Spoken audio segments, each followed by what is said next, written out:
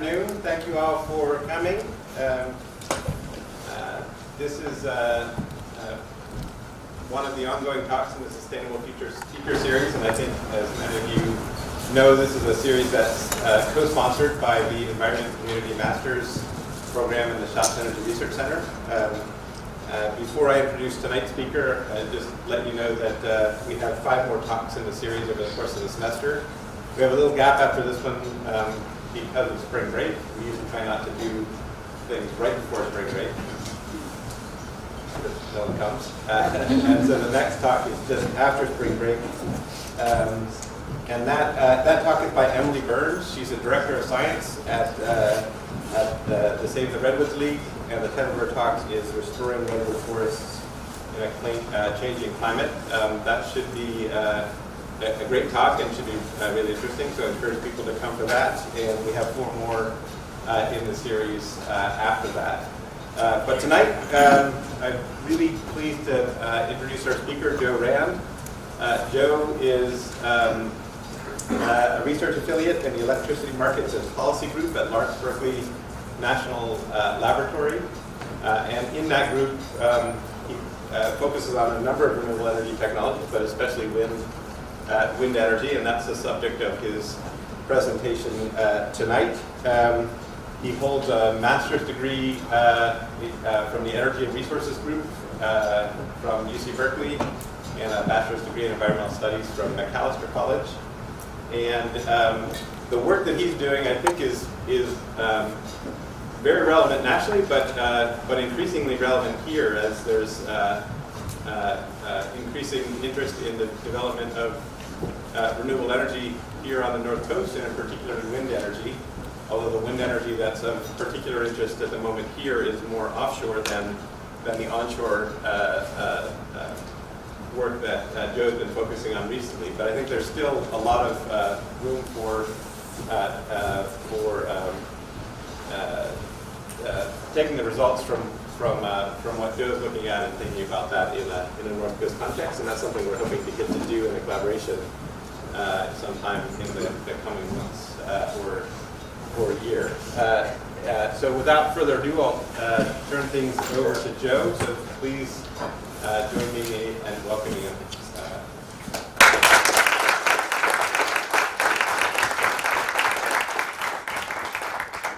Okay. Well, thanks, Arnie, for the introduction, and thanks, everyone, for coming out tonight. I'm a little flattered. I know I'm competing against Olympics coverage right now. To see this many friendly faces in the room is pretty sweet. So as Arnie said, I'm a researcher at Lawrence Berkeley National Laboratory, which obviously is based in Berkeley, California. But I'm pretty lucky because I get to live here. So I work remotely for LBNL. And what I'll be talking about tonight is kind of describing some findings from a national survey we conducted of individuals who live within 5 miles of utility-scale wind turbines in the United States. And really the point of that survey was to get at this question: do wind turbines make good neighbors? And to understand kind of the attitudes of individuals living close to wind turbines and what drives those attitudes. So before I go on, I just want to acknowledge all these collaborators on this project. This hasn't been my effort alone. I've been really lucky to work with all these exceptional individuals that are listed on this slide. It's also been a really cool collaboration between Lawrence Berkeley National Laboratory and some public universities and other institutions as well. So it's been a neat opportunity to collaborate with other groups. And I'll also highlight that the work that you're about to see was entirely funded by the Wind Energy Technologies Office of the U.S. Department of Energy. So I do want to express a lot of gratitude to that office for supporting this work. So today I'm going to be talking about, obviously, this survey, and just as an outline of what the things I'll be talking about. I'll give a little bit of background and motivation for this work and why this kind of research is important. Then I'll get into describing the survey we conducted and kind of the mechanics behind that survey. And then I'll share some results from that work. Primarily, I'll focus on this analysis of attitudes of individuals who live near turbines and what drives those attitudes. But I'll also dive a little bit more deeply into the perceptions of planning process fairness. And by that, I mean, as these wind projects were developed and planned in these communities, did these community members feel that that process was fair and inclusive and that they were engaged and the developer was open and transparent? and then I'll wrap up with some conclusions. So I'll start right in with describing some of the motivation of this work. So as you may know, wind energy in the United States is growing pretty rapidly. So this slide shows the installed capacity of wind power from 2001 through 2017. We can see a pretty rapid growth rate here. In fact, over the past couple decades, wind has been one of the most rapidly growing of the electricity sources. And at the end of 2017 here, we're at about 90 gigawatts of installed wind capacity. So that's a pretty good growth rate, but I'd also like to highlight that we have a long way to go. So this figure shows some projections of where we might head to in terms of wind energy capacity in the next 15 to 20 years. And what you see here is I've kind of overlaid this like red line on this figure, and at the end of 2017, wind power was providing roughly 6 to 7% of US electricity demand. This is a pathway outlined by the Department of Energy to get to 50 or 35% by 2050. And you can see we've got a long way to go. And what I would argue when looking at this slide is that we'll never make it without coordinating and cooperating with the communities in which these projects are proposed to be located. So that also, of course, is applicable here in Humboldt County. Who all has seen the cover from this week's North Coast Journal? So I just read this article. It's really interesting, really well done.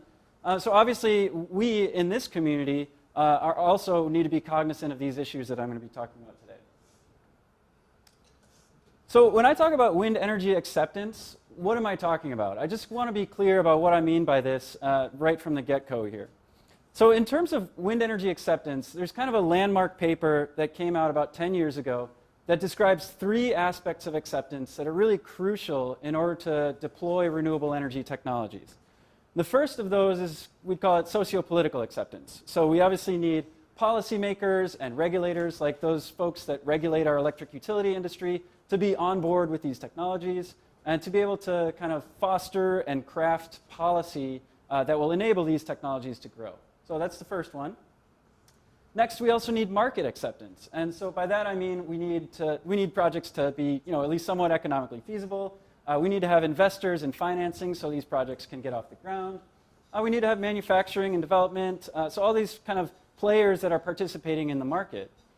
But the third leg of this triangle is we need community acceptance. And what I mean by that is we need local stakeholders in these communities where these projects are being built to be on board with these projects, to support them, to feel like the distribution of costs and benefits is fair, and to have trust in the players that are developing these projects and who are crafting the policy around these projects.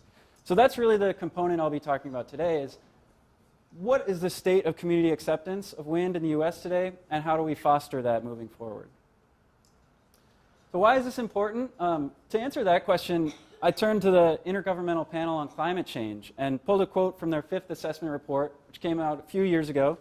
And they said there are significant social and cultural barriers facing renewable power systems as policymakers continue to frame electricity generation as a mere technical challenge. So I think this part of the quote challenges us to think beyond deploying renewable energy as just being technical or economic problems, and really thinking about the social impacts of these technologies and how to mitigate the kind of negative social impacts and enhance the social benefits from these.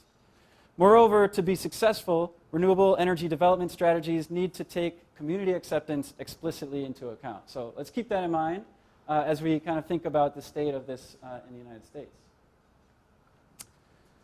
So looking throughout the US, it is true that Americans overwhelmingly support wind energy. And what I'm showing here are 4 relatively recent public opinion polls. But keep in mind, these polls are just kind of nationwide surveys. It doesn't take into account whether these individuals live in proximity to any of these wind projects or whether they've ever interacted with them. But in general, if someone were to ask me or you or anyone in this room, roughly 80% of us might support wind power in general, and 10 to 15% might oppose wind power. So that seems pretty good. Obviously, Americans tend to like wind power. But yet, when we look at the local level, in terms of projects that are actually proposed to be developed, we've seen a lot of opposition to these projects in some cases. And those can sometimes lead to delays of these projects, which can be really costly, or in some cases, even complete derailments or the projects being abandoned because they just cannot garner community support. like I said, that's the third piece of that triangle that's essential for deploying these technologies. Similarly, around projects that have already been built, that were successfully built, some negative attitudes or the experience of people being annoyed can lead to a lot of bad social outcomes, like just community conflict, dividing communities, and distrust between these community members and the developers of these projects. So those are kind of negative outcomes that we'd like to avoid if possible. Similarly, when we turn to the media, you might see a lot of kind of negative anecdotes, or you might see a lot of ideas of wind opposition.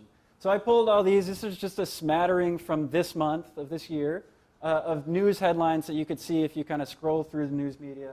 So this is from Maine.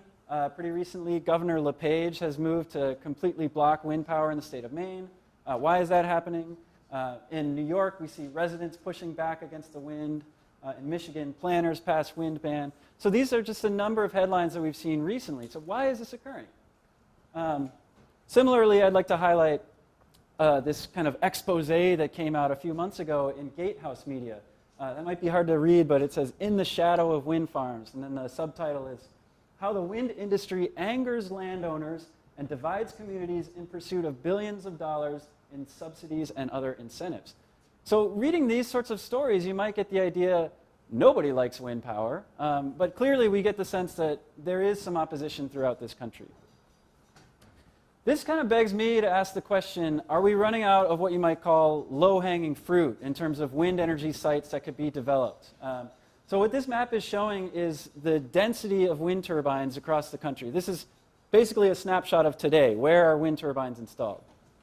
And yeah, so I want to pose the question, have we kind of used up all the easy sites? So with that, I'd like to ask you guys, if you were a wind project developer and you were looking at this map of the United States and you said, okay, I'm looking for a place to build my wind farm, what's the first piece of information you would want to know? What's kind of the first question you'd ask looking at a map of the US? I think I heard it. Where is it windy? Yeah, where's the wind? That's a great one. That's probably the first one I'd ask too. So what I show here is a map of the wind resource in the United States. The blue areas are going to be really good. Light brown is kind of, okay, you know, that's potentially developable. Dark brown is not so hot. Okay, so this gives us a pretty good picture. There's a lot of good wind resource in the US. There's some mediocre, and then there's some areas that are not so hot. What's the next question you might ask? Okay, now we know some areas where it's really windy. What's the next thing you might want to know if you're going to build a wind project? Yeah. Where's the cheapest land? Oh, okay, I like that one. I have something sort of related, but let's think about some other ones. Yeah. Transmission. Awesome. Okay, that's what I'm getting at. So transmission.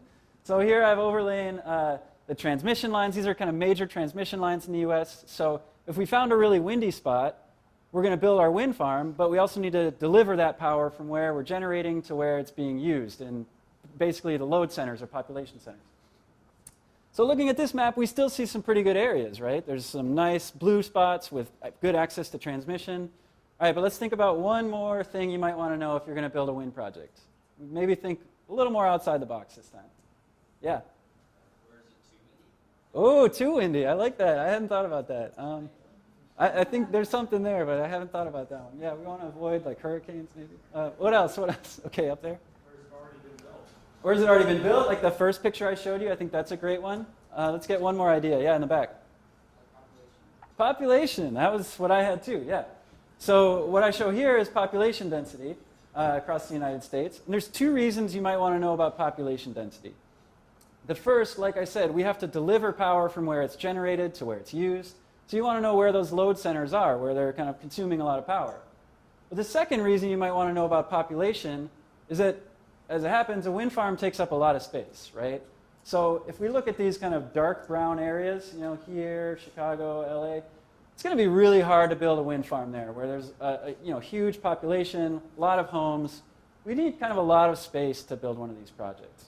So again, I want to ask the question, let's turn back to this slide of where the wind farms are. Are we kind of running out of this low-hanging fruit in terms of good wind resource, access to transmission, yet far enough away from homes that we're not really bugging anybody? And in order to kind of explore that question, what we did is we first looked at the cumulative number of homes within 5 miles of US wind turbines. And what we found is shown in the orange line graph here, a pretty dramatically increasing curve over the past 10 or so years. And culminating through the end of 2015, there are almost 1.4 million homes within 5 miles of a utility-scale wind turbine in the US. At the same time, what we found is the distance from those turbines, as they're installed, to their nearest home is actually decreasing little by little. So this is showing the mean and median distance to the nearest home for each of these turbines being installed. And we kind of see a downward trend here. So what we're seeing is more and more homes being built or more and more turbines being built within 5 miles of homes. And year over year, those turbines seem to be kind of encroaching a little bit closer and closer to homes. So think about that. And with that question in mind and all this framing of opposition to wind power, LBNL decided, okay, it's time to actually do a study on this and really understand the nature of attitudes of those living around existing wind projects. So what was the point of that work? We really wanted to provide broad-based and representative information about US wind energy acceptance. Specifically, we wanted to explore the attitudes and annoyances of those who live near turbines and understand the correlates to those perceptions. We wanted to provide people like developers and county planners and community members near proposed projects. We wanted to give them some information about the likely impacts of these projects from people who already live near existing projects. And of course, we wanted to inform future research priorities to help kind of mitigate the downsides of wind development and enhance the community benefits of wind development. So as many research projects do, we started this work with a literature review. That just meant reading a lot of papers and kind of synthesizing that information. So the point of that was to summarize what we already know, what are the kind of key drivers of wind acceptance, and also what are the gaps? That was kind of the big point of the literature review. What do we not know? So what can the work that we were leading at LBNL, what can we contribute to the state of knowledge? So through this effort, we reviewed over 130 published reports and articles. Most of those were journal articles. We focused mostly on North American papers, but read some of the European literature as well. What we quickly found is that this isn't exactly a new area of research. As you can see in this figure, this shows the number of publications per year. Oops. On the y-axis, and on the x-axis we have year. So clearly, this has been going on since 1987, about 30 years. And what we see is kind of a dramatically increasing interest in the research community in this topic. At the same time, like I showed before, the number of homes within 5 miles of turbines is also dramatically increasing. Now, this relationship that I'm showing here might be purely coincidental, but the point I want to make is that as more and more individuals and homes are interacting with these developments, so too the research community is gaining interest in this, and perhaps impacts from these developments are increasing as well. So from that literature review, what did we learn? Well, or what were the gaps that we could point out? I'm just highlighting a few of them here right now. Of course, we came up with a lot of gaps. These are kind of the really obvious and big ones. First and foremost, we had never seen a nationally representative survey of wind neighbors in the United States. What we had seen were a lot of case studies where you get like an individual wind farm or one project or one proposed project, and someone does a lot of research there, but we've never seen one across the whole country around existing projects. Similarly, we hadn't seen wind compared to other energy sources in terms of acceptance. So maybe you don't like wind, but how do you feel about natural gas or coal? Do you prefer that?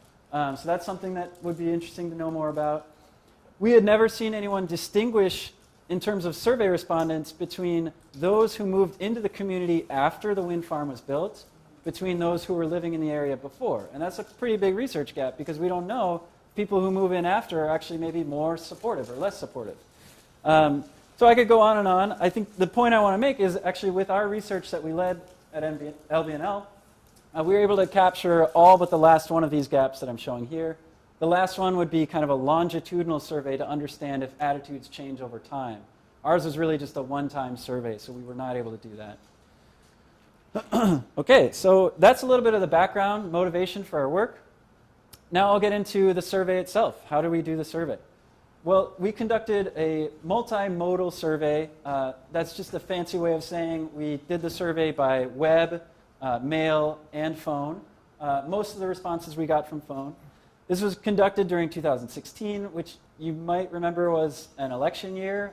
So people were pretty tired of answering the phone and answering surveys about who they were going to vote for. So definitely survey fatigue was an issue. Nonetheless, we were pretty happy to get a 22% overall response rate. And in the end, we got 1,705 valid responses. If you think about 1,700 responses to a survey with 50 questions, we ended up with just a huge amount of data that we're still really sifting through all that data and finding some information and answers to these research questions. In terms of where was this data collected from, we collected data, again, our population of interest was anyone who lived within 5 miles of a modern utility scale turbine. We define that as a turbine that's over 364 feet tall from the base to the tip of the blade, and then that was at least 1.5 megawatts in rated capacity. So we really wanted this work to be applicable to the kind of future development of wind. So if we were looking at really small turbines, that wouldn't really apply to modern development. We received responses from around 250 wind energy projects distributed across 24 states in the US. And those are all shown in the green circles all over this map. So those are projects around which we have some survey respondents. And the red stars that I'm also showing on the map, in addition to collecting survey responses, we also gathered modeled sound data. So we took all the wind turbines in that project and all the homes around those turbines and modeled sound from those turbines at the residence level. The point of that was then we could correlate people's attitudes and their level of annoyance to what's the modeled sound at their home. So that's pretty interesting work too. Ultimately, what I'm showing now is the distribution of responses we got by the distance of these respondents from their nearest turbine. So what you see here is we received the most responses from those living within a half mile. And I want to point out that this was intentional. So we oversampled people who live closest to turbines because we figured they were the most impacted. We really want to hear their voices in this survey. But what you'll also notice is this distribution is roughly opposite of what the actual population around turbines would look like. The reason is, if you think about each of these bins being a concentric circle, a half-mile circle is much smaller than a 5-mile circle. So you'd expect a lot more people to live in a 5-mile circle than a half-mile.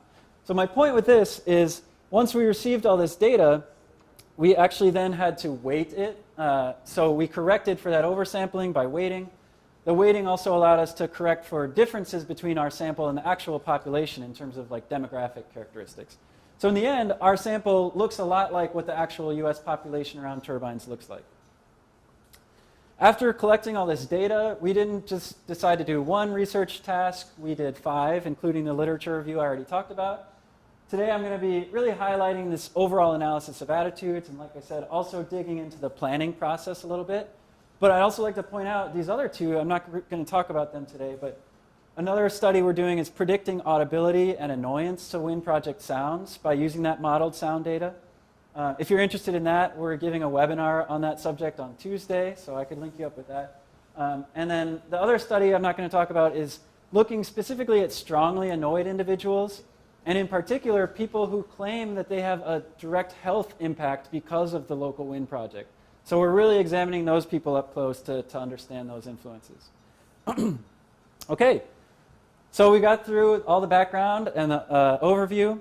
So what I want to do now is share some results from this work. So I'll start with the overall analysis of attitudes. So like I said, the purpose of this was really to understand how do people feel who live near wind turbines, what are their attitudes, but really what drives those attitudes? What are the influencing factors that affect those attitudes? So as you can see, we used the full data set for this research and did a number of statistical analysis methods on that. So of course, the first question we asked was, what is your attitude toward the local wind project now? And what I'm showing here is the distribution of attitudes. Again, this is across the full data set, across the full US. What we see is a strong majority are positive or very positive toward their local wind project, with about a third being neutral and 8% are negative. But now I want to ask the question, what are the factors that might influence those attitudes? So let's think about, again, think about this distribution from very negative to very positive. what are the aspects or attributes that might make someone feel very negative, and what are the aspects that might make someone feel very positive? Does anyone have ideas? I'm going to try to write a few of these down. Yeah, go ahead. If you're a landowner, you have a turbine on your land, you get revenue. Revenue, okay. So, yeah, I'm going to tie that into like leasing land. Okay, that's great. That's a good one. Anyone else? Yeah, Carolyn. Perception of a negative impact on wildlife. Great, Hawks, okay, the perfect. killing of hawks and eagles. Wildlife impact, that's a really good one. Anyone else? Yeah. There's also an agricultural impact because you are killing off wildlife such as bats and birds for pollinators and as well as insects. So you're killing off some of the natural pollinators. Okay, pollinators. Hope I spell this right. Yeah, over here. They keep aesthetics. Some people might aesthetics. Some people just might not like the Oh, aesthetics. Yeah. towers in the distance. Yeah, so if you don't like the way it looks, right? So he said aesthetics, or maybe you don't like the way it looks. That's a great one. Property values are related to that. Okay, property values. Does everyone understand what I mean with property values? If you're a homeowner and you live within 5 miles of a turbine, you might think, this wind project is ugly and now the value of my home is decreased. Okay, yeah, what else? You might want to say positive things about wind turbines so you don't come across as not being environmentally friendly. Oh, this is great. So you're thinking about someone who's really positive, says I'm really positive, but you're saying they kind of like lied during the survey, which is totally possible. We don't know that. They might have kind of lied to appear like they're, environmentally conscious. Okay, let's tie that in with like, I don't know, wildlife. We can say wildlife or like environmental attitudes. Is that okay? Okay. You guys like my handwriting? Okay. Okay, let's take like 2 more. Yeah. Proximity. Nice. Okay, I love it. So.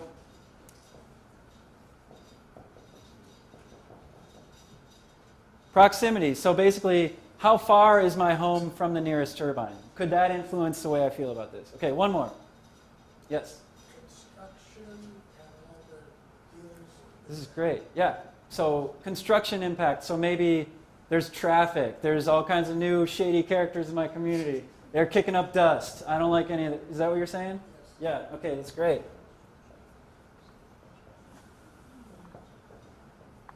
So I can tell you. Oh, okay. Okay, we'll take one more, Carolyn. Jobs. Jobs, okay. Bring jobs to the Jobs, okay. And Santana, last one. Just broadly, economic compensation. Okay. So we'll tie that with revenue, economic. Actually, maybe I could put jobs kind of in that category too. So the broad economic costs and benefits to the community, right? Okay, this is great. Thank you guys so much. You're helping me do my talk. Okay, noise. So I'll kind of link that in with aesthetics. It's not quite the same in terms of view, but yeah, I love that. Yeah. Thank you for adding that one. Okay, so looking at this list, I'm not going to talk about all these factors today. We'd be here all night. But I can tell you that 95% of these are included in our survey. So if you really want to know the answer to your question, and I don't cover it today, I'll give you a link to check out the data. We did include most of these questions in our survey. Okay, so we talked about this. These are the ones that I'm going to talk about today. I kind of took a guess about what you guys might say. I didn't cover all of them. Like I said, I don't have time to go through all of them. But I'm going to go through, try to kind of quickly summarize what we found about each of these impacts. So the first one I have is distance. So someone said proximity, right? So proximity. Then I'll talk about economic concerns, including if you're a landowner and you're being compensated. I think that was the first one we had. But also property value impacts. How do you feel about your property value? I'll do some sensory perceptions and aesthetics, including visual and sound impacts. One thing I didn't have on this list is, did you think that the planning process was fair? So basically, if a big corporate wind developer comes into your community and says, hey, we're building this thing, and you can't do anything about it, and all the profits are going to leave your community, and in fact, we're a multinational corporation, so they're even leaving your country. How would you feel about that? not so great. Maybe. I don't know. Maybe some people like it. But so that's something we asked about. Was the process fair? We also asked about environmental and climate attitudes. So we talked about some of those. And also, here's another one I didn't hear. Has anyone heard this idea, NIMBY? Yes, not in my backyard. So the idea there would be, I love wind energy. I support wind energy in general, but not here, not in my backyard. So is that a factor? Could that explain some of this variation? Did you have a question? Mechanical failure. Oh, nice. Okay, so do the turbines fail? Are we going to have a catastrophic blade throw that throws a blade into our community? I mean, it's a legitimate question that should be answered. I don't have anything on that either. Okay, so let's dig into some of these results. So first, like I said, we asked about distance. So what I'm showing here is a comparison between those that are 3 to 5 miles away from the nearest turbine and those that are within a half mile. And what we see is those that are within a half mile from the nearest turbine are both more negative and more positive toward their local wind facility. So this one's kind of confusing. It's hard to make anything out of it. Then what I've done is I did a t-test to compare the mean attitude of these two groups. And I'm just showing kind of a summary of that result with that little wavy red line in the top corner. If you see anything that indicates the mean of these two groups are significantly different, there's going to be a star or asterisk stars up in that corner. If you see the wavy line, we don't really have a statistically significant difference. So in this case, what do we conclude about distance or proximity? We don't really know. It seems like maybe this isn't a big impact. The distribution is obviously different, but the mean attitude doesn't seem to change very much. What about receiving compensation?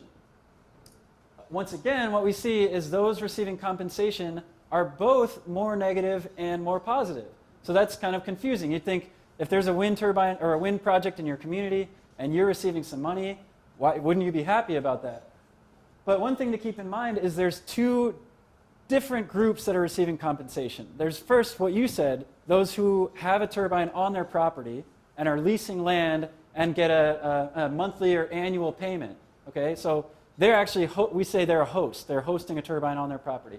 But there's other individuals in the community who maybe got what we call a good neighbor payment, or they got a one-time lump sum. Maybe they were really annoyed and really irritated and pissed off about this project, and maybe the developer paid them a little bit. So there's some confusing things here that we need to parse out by separating those who are hosting turbines from those who are not. So what I'm showing here, everyone in these two bars is receiving some form of compensation, but those on top are hosting turbines, those on the bottom are not. And here we see a strongly significant difference. So those receiving compensation and hosting turbines on their property are much more positive toward their local project than those receiving compensation but not hosting. Okay, what about property values? This is wrapped up in kind of the economic concerns we talked about. So we asked, do you believe that your property, or do you believe the wind project has affected your property values? Those who said, no, I don't think it has, or yes, in fact, this has increased my property value, they were much more supportive or much more positive about the project than those who said, yes, the project has decreased my property value. That's intuitive, right? That kind of makes sense. What about if you can see a turbine from your property? So we asked, can you see a turbine from any spot on your property? This we did not find to have a significant difference in the means.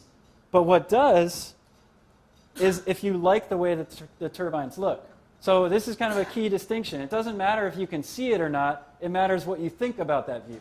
So yeah, we have to keep that in mind. Thinking about sounds, have you ever heard the sounds from the wind project? Those who have never heard it are more positive than those who have heard, so maybe there's a difference there. But even more so, if you're annoyed by those sounds, you're going to be much more negative. So again, it matters more about your kind of perceptions or your interpretation of view or sound than just if you can see it or hear it. Remember I mentioned the planning process. Did you think the planning process was fair? Those who thought it was moderately or very fair were much more positive than those who thought the process was unfair or only slightly fair. How concerned are you about climate change? Once again, we see a big difference here. So if you're more concerned about climate change, you're more likely to be positive toward your project. And then here's an interesting one. So not thinking about your local project, but thinking about wind power generally. So do you support wind power in general? So the question is, in general, the development of wind projects in the US should be, and the answers could be allowed or encouraged, or discouraged, or no opinion. And what we find is those who think wind power should be allowed or encouraged are much more positive toward their local project than those who think that, in general, wind should be discouraged. So what we take from that is it kind of dispels this idea of the NIMBY effect. Because if NIMBY were a valid explanation, we would expect those who were negative toward their local project to also be fairly positive toward wind in general. But we don't find that to be the case. Okay, so let's just pause here and have some preliminary takeaways before I dig a little deeper. So what we saw initially is distance is not related to attitudes. Perceived economic impacts can influence attitudes. Sensory perceptions, we know those are really important, like view and sound. The planning process really matters. Climate beliefs can definitely affect attitudes. But we didn't find evidence for this NIMBY effect. But I think the big question here is, do any of these variables interact with each other? So could we just be confusing ourselves by basically, for example, if I said, well, those within a half mile are not different from those within, between 3 and 5 miles. But what if those within a half mile are also being compensated? You see what I mean by interaction? So there's some confusing effects that we need to parse out. Also, ideally, we'd like to know which variables are the most important. So this is where we use regression analysis.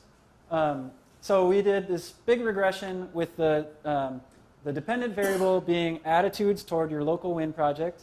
And then the independent variables were all these aspects that we think might influence your attitude. So the planning process, did you arrive before or after construction, your related attitudes to energy and climate, your sensory perceptions, whether you're annoyed by the sound, whether you don't like the view, project characteristics like the number of turbines, if you're being compensated, and also included demographic factors in the regression.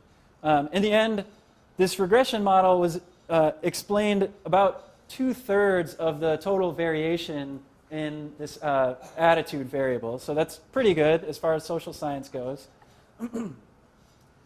And what we found, I'm showing here, I know that this is kind of a crazy figure, and I don't expect you guys to read every variable on this list, but I'll summarize it a little. What we're showing is, in all the black lines are variables we included in the regression. If they have a green bar, they were statistically significant. That means they did influence attitude. If they have a gold bar, they were not significant. And then on the left-hand side, I've kind of summarized all those variables in groupings. So what we found is the planning process is significant and matters. People really do care about how that process goes within their community. Related attitudes like climate change and whether you feel your community is really a strong part of your identity, your attitude towards wind in general, these are all important. We can see sensory perceptions, like if you like the way the turbines look, or if you're annoyed by the sounds, those are extremely important.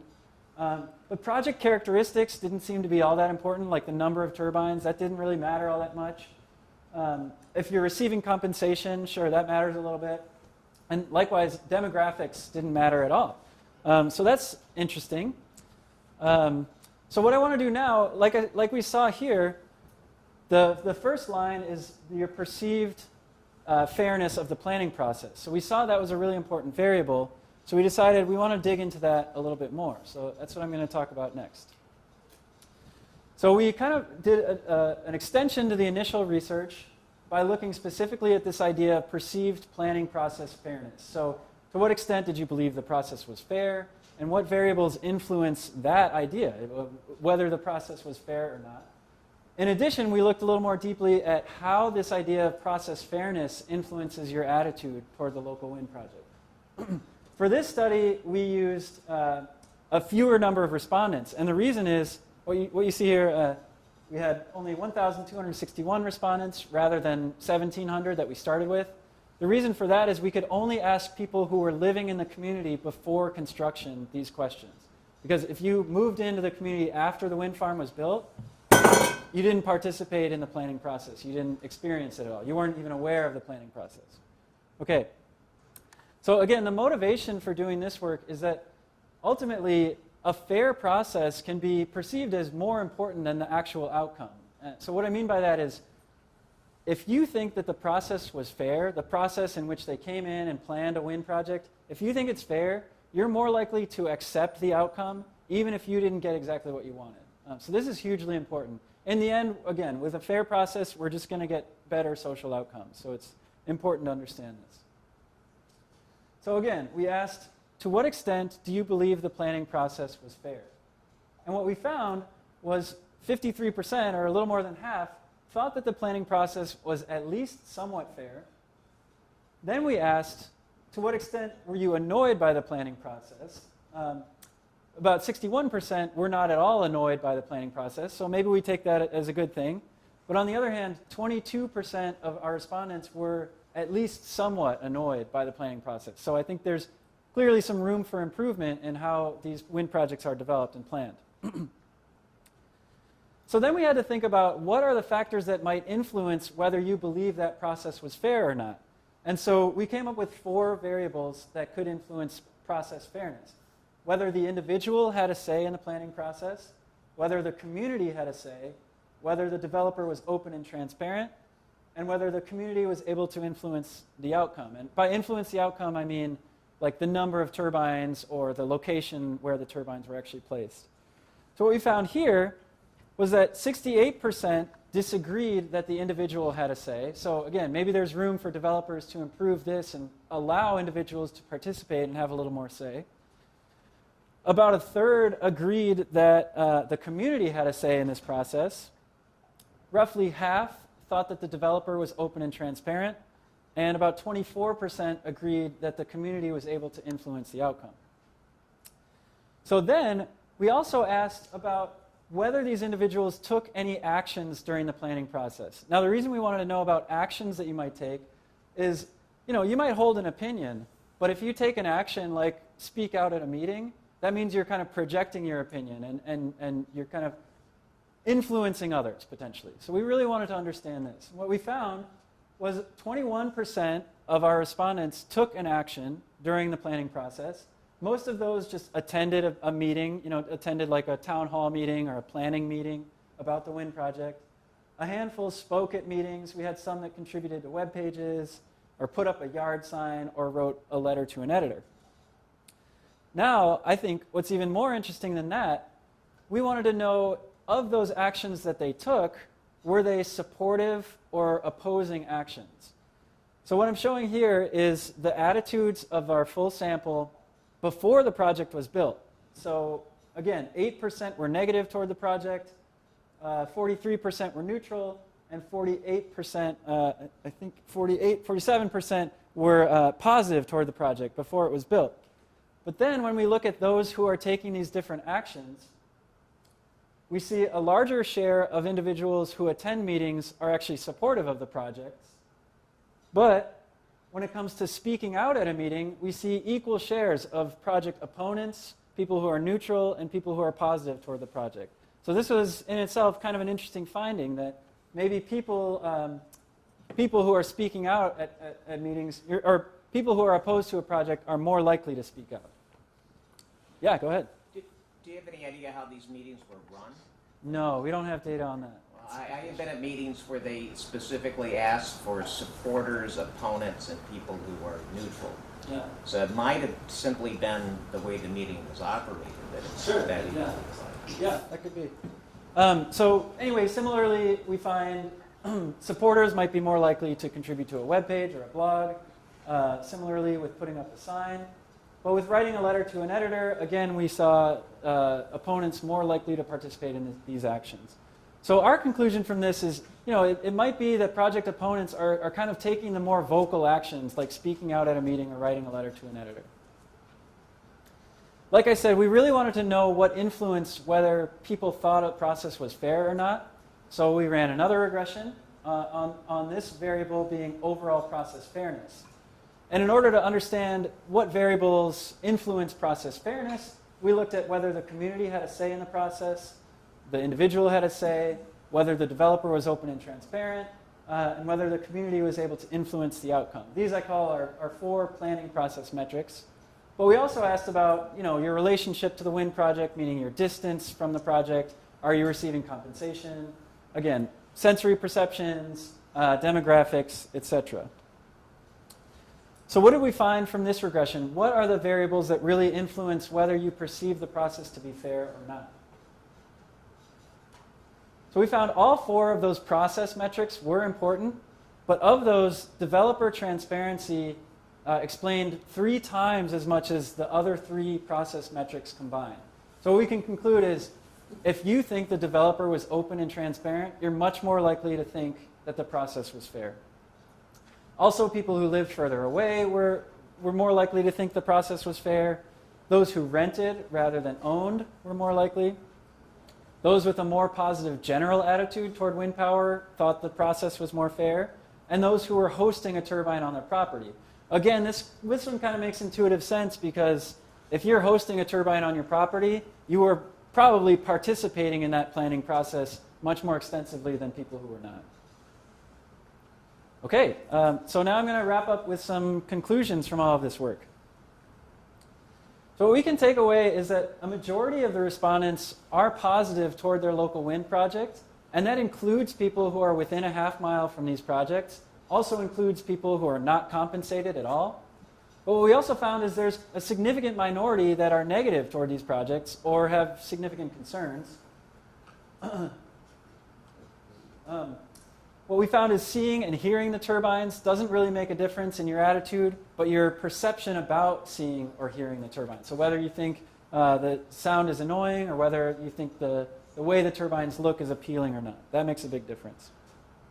We learned that the planning process is really tied to attitudes, and of that planning process, developer transparency and openness is really the key variable. We know that climate change, your beliefs about climate change, can affect your attitude toward a wind project. We saw that demographics don't really matter, and basic characteristics about the project don't seem to matter all that much either. We saw individuals moving in after construction are significantly more positive than those who were living there before construction. So this is an idea known as Thiebaud sorting, which is, the idea is that we kind of self-sort based on our preferences. So over time, people who are really annoyed by the wind project might start to move out of these communities, and people who don't mind or are supportive of these projects would move in. So given that, attitudes in a full community might kind of improve over time, which is kind of interesting to think about. We talked a little bit about compensation. So we saw that compensation is particularly influential for people who are hosting turbines. But compensation can also kind of create feelings of winners and losers within a community, or some people perceive it to be a bribe. So I think developers could consider like a community compensation scheme that might, not necessarily pay everyone in a community, but make sure that everyone in the community feels that they're being benefited in some way. We didn't find evidence to support this idea of NIMBY being an explanation for why people oppose wind energy. It's possible that project opponents are more vocal than project supporters. And one thing I want to leave you that we don't know from this research is, what are the perceptions and attitudes around projects that were abandoned? So those projects that failed, where the developer could never get community support or could never get the project off the ground. If we could really understand community perceptions in the same depth that we do now around existing projects, around those failed projects, that would be really interesting. So I'm going to leave it there, and I'd be happy to take questions.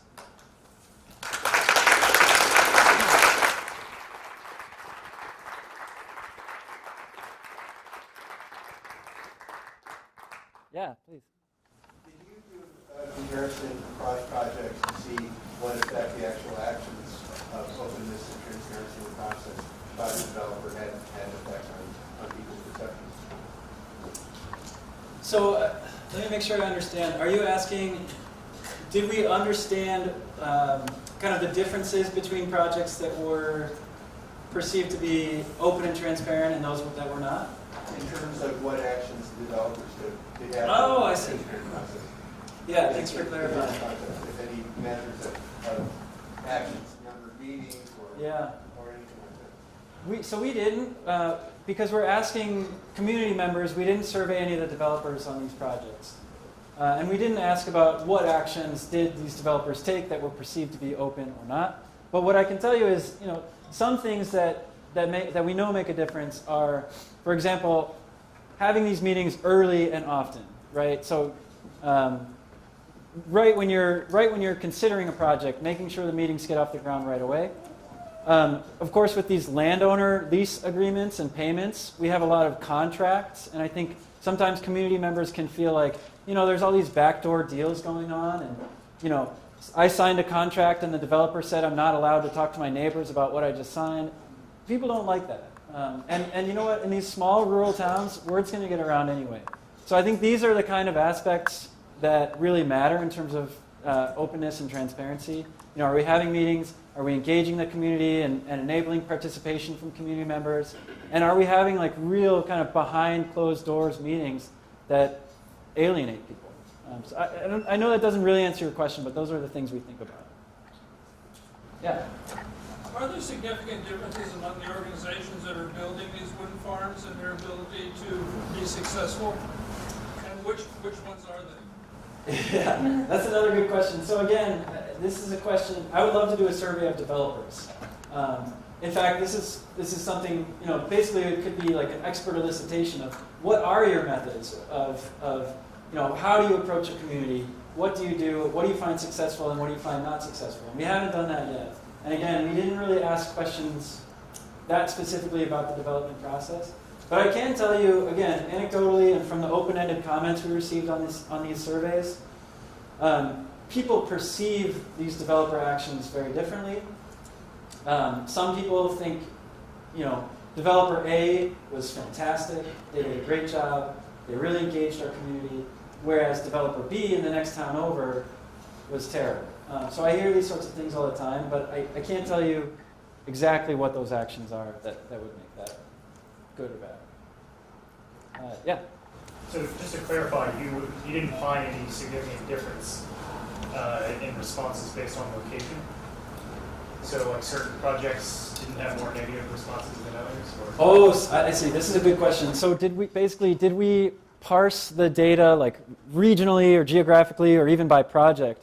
I'm sure if we were to look, what I think we could do is basically like sort the attitude responses by project and look for what are the most negative projects and what are the most positive projects and sort of look at the difference between those.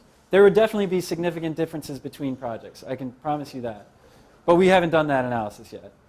Similarly, we at some point could easily break all the data into regions or even look state by state and say like, oh, you know what? Massachusetts is much more negative than California. I don't know. We haven't done that. We have the data to do it, but I can't tell you that yet.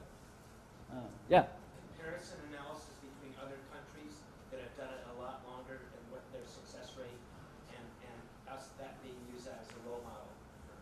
That being, an example, role model that we could do like Holland. Yeah, this is a great question too. This is something that we are actively pursuing. So one of our collaborators on this project is based in Germany. She's been leading a lot of survey research in Germany for a number of years. Germany obviously has huge levels of wind energy deployment and has been going for a number of years. So what they're doing is comparing our survey data to all these surveys they've conducted in Germany and Switzerland as well. And what we're finding is a lot of the results actually align really well. There are definitely some significant differences. I'm not able to summarize those right now, but again, we're having a webinar specifically on that topic in like 2 weeks, so tune in. But I can tell you we're doing that research, and a lot of the findings do align pretty well, where we see very similar kind of attitudes and drivers of those attitudes. Yeah? Did you ask the people who were against it why they were against it, and the developers taking steps to fix whatever they were against? Yeah, I mean, I think we didn't. We had this option for open-ended responses, so people could write, I hate wind because. But we also asked, of the 50 questions, roughly half of them were really trying to figure out why they were opposed to it. Was it the view? Was it the economic impacts? Was it the environmental impacts? Was it, sound issues? So through all those data, yeah, we've been really trying to figure it out. But we didn't ask, what did the developer do to alleviate those concerns? That we didn't ask. Although, again, you could kind of dig into this planning process data to think about, okay, this person was really upset about the way that the turbines look, and the developer was not, responsive to the community, for example. So those sorts of inferences could be made, but we didn't ask that question specifically. Yeah? I've been calibrating your study against what happened in Ferndale, which was a project that failed. And certainly that was a badly run project. Their community relations were really terrible. And it failed for that reason and some others. The other thing is your study didn't find a whole lot of opposition as a result of what the wind turbines look like, but that's what people in Ferndale said was the reason that they opposed the wind turbines. And I wonder if they were just looking for an excuse to be against it because Shell Wind had been so arrogant. Were you around when that happened? Unfortunately, I wasn't living in the area when that happened. Peter, do you have anything to add to that? Yeah, I would say that it was an excuse, was my feeling, that they just didn't want it in their community, that they had gotten their little piece of heaven, and they didn't want a big developer coming in. I mean, you were saying that NIMBY didn't work. There was an editorial in the local paper that was entitled NIMBY and Proud of It. Sure. Yeah. I guess I don't mean to say no one is NIMBY. Right. Yeah. And the people who are vocal, right? The people who are opposed are vocal, so that makes sense. I guess I wanted to push back a little bit on this point about aesthetics. I mean, we did find a big difference in whether people like the way the turbines look. So I don't think it's illegitimate necessarily. Again, I wasn't in the community when the Ferndale case was happening. But it's not necessarily just a front that they had other issues or other concerns. I mean, what we see here is if you don't like the way that the turbines look, you're much more likely to be very negative toward that project. My question about this is cause versus effect. This is an association. Yeah. This is a difference that you measure. It doesn't say that the aesthetics are causing the different attitude. Yeah, that's Could be that the attitude is causing the different opinion about the aesthetics. That's true. Yeah. So what we don't have is experimental data to tease that out. Yeah. Can I just follow up on that a second? Did you look at changes of attitudes in any way? Yeah. So I tried to allude to that. Unfortunately, we weren't able to do like a longitudinal survey. So we weren't able to, hit the same people again and again through the development process and years after the project has been built. As far as I know, I've only seen one survey that has done that in the U.S. around one project. I think it was in Massachusetts or Delaware. What we did do is, this is imperfect. This is a proxy, but we asked people, what was your attitude toward the project before it was built? So we asked people to remember. Before this project was built, what did you think about it? And I did show that on one slide, but it was mixed in with a lot of other stuff. So again, asking people to remember their previous attitude is imperfect. But what we found, if you were to compare those side by side, your attitude before and your attitude after, those who were negative, it's pretty much stayed the same in terms of the distribution. But we had a lot more people who were neutral before the project was built. So there's kind of an erosion of neutrality after the project was built, it seems like. Other questions? Yeah. You said that demographics really didn't matter, right? Yeah. The survey includes things like political affiliation, race, sex, anything that really elucidated whether or not you would be angry or upset or have a previous. Yeah. So what we had in demographics was sex, age, education, and income. And whether the home was a primary or secondary home, which my hypothesis was that was going to be really important. Because I thought people who have like vacation homes near these communities, near these wind projects, are going to be more annoyed than people who live there. Anyway, we didn't find any of those to matter. We didn't ask about political affiliation. I really wanted to, but our DOE overlords wouldn't allow that question. I don't know why. Yeah. So I'm curious about how you pick people to participate. Because it looked to me like Iowa was oversampled. Is that just because there's a lot of wind farm projects in Iowa? Yeah, it's a random sample. So, like I said, we oversampled some, but we didn't oversample regionally or geographically at all. We oversampled close to turbines. So Iowa has a lot of wind power. Yeah, I mean, I was surprised we didn't get more in West Texas, but my interpretation is, it's possible that fewer people live near the big wind farms in West Texas, and more people live within 5 miles of all the Iowa wind farms. But Iowa is like 20% of Iowa's electricity comes from wind right now, so they have huge deployment. Yeah. I have another question about the way that you organize the sampling. Mm-hmm. You mentioned that you oversampled close to wind turbines, but I was wondering if you received a different response rate between the people who are close to the turbines and the people who live further away.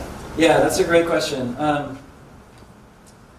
We did do some analysis of survey response bias, and we didn't find any bias in those who responded and didn't respond.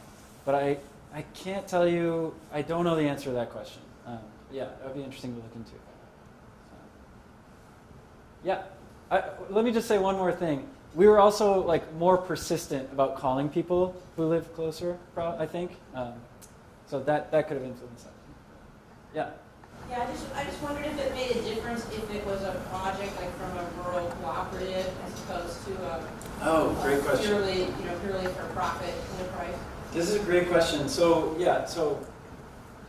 not all wind projects are developed and maintained by corporate developers. There are some projects in the U.S. that are community owned, or maybe a utility owns it, or a rural cooperative might own, or collective farmers might own a couple turbines. That's another thing. We actually have the data to analyze that, but I don't have any information, so I'm sorry I can't answer it. But I'm sure, I should be careful what I say, but I'm pretty sure there would be a huge difference there. Just because, think about it, if it's a community-owned project, all the benefits are staying in your community, right? So, you pooled your resources to get the financing together to build this thing. And then, all the benefits are staying local to a large degree. So I would expect we'd see, more positive attitudes around community-owned projects. But we haven't done the analysis. Yeah. That's true in that article you just cited in the North Coast Journal about the wind farm offshore, because a lot of that electricity would be used locally by the Community Choice Energy Program. Yeah. So Not to that's mention another the ancillary economic benefits. And it's a feeling that you're helping the community. Yeah. I guess I do, really quick, thinking more about the kind of community-owned projects. I should caveat that by saying there are very few of those in the U.S., especially relatively compared to Europe. And part of the reason is just the way that the production tax credit, which is an incentive for wind energy production, you need a pretty big tax burden to benefit from that. So we don't have a lot of these rural cooperative or community ownership structures that can really take advantage of that. So we haven't seen the widespread deployment of community-owned projects in the U.S. like we saw in Germany and other areas. Yeah. Environmental impacts, wind energy versus offshore oil drilling, which President Trump was talking about, proposing more in the North Coast, opening up oil. Yeah. And we know it's what happened to Santa Barbara, Santa Barbara and other places. So it would seem wind energy would be a lot better, environmentally, versus oil and coal. Yeah, this is something I stress again and again throughout our research is that any energy source is going to have trade-offs, right? So, I don't consider myself a huge wind booster necessarily. Well, sometimes I do, but I'm also I want to present this information factually in an unbiased manner because we need to be aware of these trade-offs, and whether they're environmental or social trade-offs with wind is important to know, but it's also important to weigh those against the trade-offs from other energy sources. So you're talking about oil. We don't generate a lot of electricity from oil, but obviously it's an energy source. But yeah, think about coal, nuclear, natural gas. We're thinking about doing a similar study with solar. It might sound silly, but a lot of people don't like solar either. So, it's just interesting to study these sorts of things. And then, we have a full suite of knowledge to make informed decisions. And, we had a question earlier about wildlife impacts. You know, wind energy is not 100% benign, but we've learned a lot over the past 20 years of installing wind projects, and I got to tell you, they're getting a lot better. I mean, the rate of avian mortality is just really low right now in terms of new installed wind projects. So, and part of the reason is, you know, we're just going through much more strict environmental impact assessments now for projects that are built today than they were with projects that were built in the 80s. But, you know, that stuff is improving. It's important to track that and be aware of these trade-offs. Yeah. Do you know of similar studies in terms of proximity to other types of energy development, like people who live next to coal fields or natural gas extraction, and how that compares? Yeah, so this topic for transmission is huge. People hate living near transmission lines. So there's a lot of research similar to what I just showed you related to large-scale transmission. I have read a number of papers related to the same topic with fracking. So this is natural gas extraction. What we find with, at least from these studies I've seen, again, these aren't nationally representative surveys. This is a couple case studies in Pennsylvania. But what we learned about fracking in comparison to wind is that people see a very different risk and reward ratio. So they see, with fracking compared to wind, the risks are much higher, but the rewards could also be much higher. This is people's interpretation of these technologies. So I think that's a really interesting thing of, you know, how do we decide, how do we reach consensus in a community to accept certain technologies and not others, and how do we kind of weigh these risk and reward values. So with wind, maybe we feel in general it's lower risk, but, you know, the economic, you know, spillover into the community might be a little smaller in some ways than it might be with fracking. So, I think there are similar studies of coal and nuclear. I haven't read them with the same degree of veracity that I read the wind studies. Yeah, way in the back. Do you think there are government policy changes which could be used to improve the process so that people facilitate technology? Yeah, this is a great question. So is there anything at the kind of federal policy level that could be done to encourage, you know, or foster greater acceptance, or foster, I should say, to mitigate kind of the negative impacts and maximize benefits? I definitely do think so. And this is something, again, that we are kind of hesitant to write up in any of our reports and make real, you know, federal policy recommendations, just because of our, you know, our role as kind of a DOE-funded laboratory. It doesn't feel quite appropriate for us to make those recommendations. But I would say, as an individual, I would say that encouraging these sorts of improvements to the planning process could make a huge difference. There are some states and townships or counties that have proposed setbacks on the distance that turbines have to be from the nearest home. And I don't think that is necessarily appropriate at a federal scale. I really don't think that's a solution that would make any sense, is to say across the full U.S., no turbine can be closer than, you know, a quarter mile from a home. That's just not applicable, because I do think there's a lot of regional differences, and I think there's a lot more that goes into that equation than just distance. Like we saw, you know, distance didn't make a big difference. But there are definitely planning process improvements that could be made, and there could be potentially some regulations that would require developers to engage communities at a certain, you know, a higher level than they currently do. Yeah. I'm wondering your survey capacity and the multi-dimensional ways that you reached out, may all those different ways. I'm wondering for our local community choice energy benefit for this, so it is a community benefit project if we can push this through, getting a sense of doing our own surveys locally, how much could that benefit? Like, do people really respond, being able to answer a survey and say, this is what I'm concerned about, this is what I'd like, this is what I'd like to see addressed? And how much, like the type of project we're looking at here, what are your thoughts on how much effort to put into surveying and all those different ways in our community? I mean, a survey is one method. It made sense in this context because, again, we want a national representation.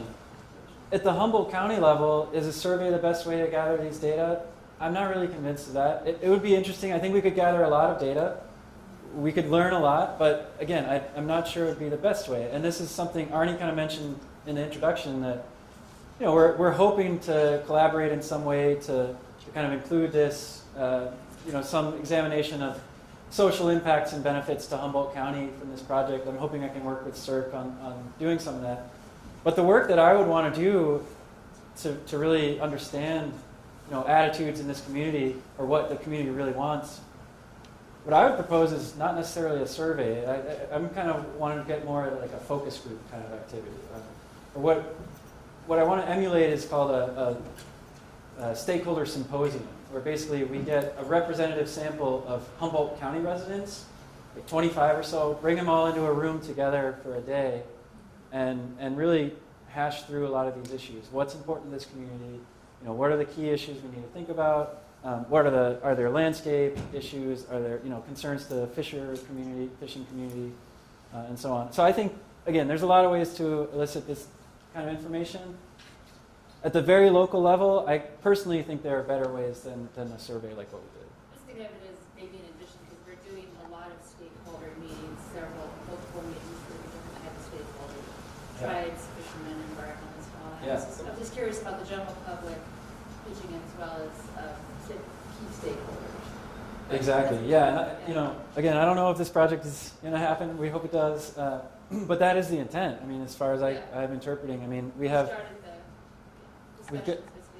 Yeah. So Arnie and the folks at CERC have been able to reach out to some real experts in terms of, the social scientist Lori Richmond. Yeah. It's just Yeah, we've met with her. Sure. So, I think she'll be a great asset in terms of thinking about the fishing community. Sure. There's others on the team that are looking at kind of all facets of not only social impacts, but also kind of economic and other areas too. But that's a great question. Anything else? Okay, cool. Thanks, everyone.